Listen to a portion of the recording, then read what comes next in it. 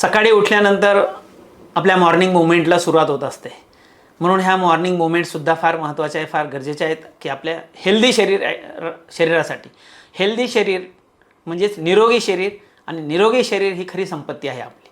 त्यासाठी आपण रोज सकाळी 45 मिनिट कमीत कमी किमान व्यायाम केला गेला पाहिजे. ज्या सदस्यांना व्यायाम करायला वेळ नाही, असे बरेच सदस्य सांगत असतात की मला वेळ नाही, सकाळी ड्युटीला जायचं असतं, बऱ्याच गोष्टी ॲक्टिव्हिटी करायच्या असतात. तर अशा व्यक्तींसाठी काही वेगळे व्यायाम केले तरी चालतील, परंतु स्वतःसाठी व्यायाम करणं फार तेवढंच महत्त्वाचं आहे. काही स्ट्रेचिंगच्या ॲक्टिव्हिटी असतील त्या तुम्ही करू शकता. काही सदस्यांनी ज्यांना आवडेल तर सूर्यनमस्कार असतील, सूर्यनमस्कारसुद्धा तुम्ही करू शकता. काही लोकांना वॉकिंगची सवय असते, वॉकिंग आवडतं, तर त्यांनी थोडं फास्ट वॉक करणंसुद्धा गरजेचं आहे की जेणेकरून आपल्या शरीरावर त्याचे चांगले इम्पॅक्ट होतील. त्याचप्रमाणे काही लोकांनी प्राणायाम केले तरी चालतील. प्राणायाम करूनसुद्धा आपलं शरीर आपण निरोगी ठेवू शकतो.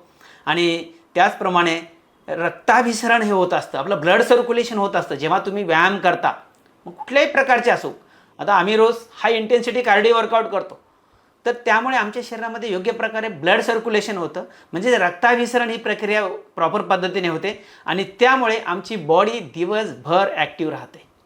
तर त्यासाठी आपण किमान रोज 30 मिनिटे, 45 मिनिटे किंवा 1 तास, जसा वेळ असेल त्या वेळेच्या अवेलेबिलिटीनुसार आपण व्यायाम केला गेला पाहिजे.